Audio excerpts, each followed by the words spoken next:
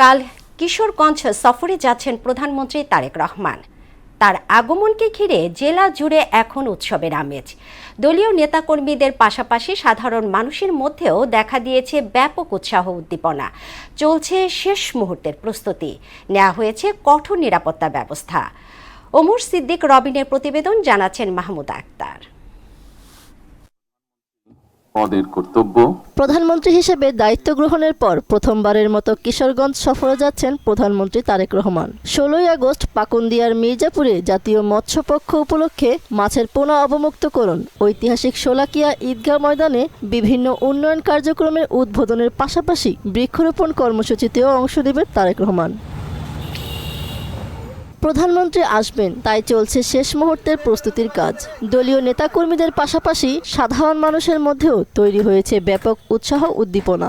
আইন শৃঙ্খলা রক্ষাকারী বাহিনীর পক্ষ থেকেও নেওয়া হয়েছে বাড়তি নিরাপত্তা ব্যবস্থা। আগামী 16ই আগস্ট মাননীয় প্রধানমন্ত্রী দেশনায়ক তারেক রহমান কিশোরগঞ্জের মাটিতে আসছেন। আমরা কিশোরগঞ্জ জেলা যুব দল অত্যন্ত আনন্দিত। সাধারণ জনতার মধ্যে একটা উৎসব মুখর পরিবেশ আমরা লক্ষ্য করতে পারছি।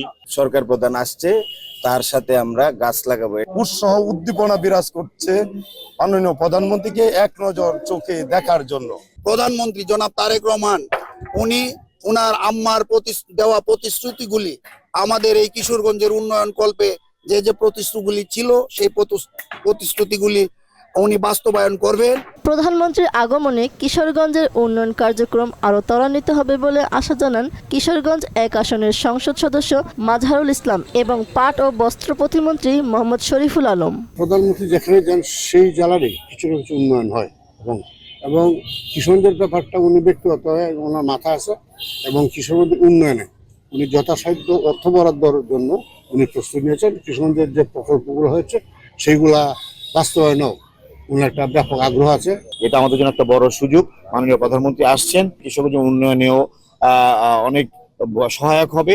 আমরা যে বড় বড় প্রকল্প চিন্তা ভাবনা করছি, হাতে নিয়ে দিচ্ছি, ইনশাল্লাহ উনি আসলে এটা আরো ত্বরান্বিত হবে। প্রধানমন্ত্রী তারেক রহমানের সফরে কিশোরগঞ্জের দীর্ঘদিনের বিভিন্ন সমস্যা সমাধানের পাশাপাশি গুরুত্বপূর্ণ উন্নয়ন প্রকল্পগুলো গতি পাবে এমন প্রত্যাশা স্থানীয়দের।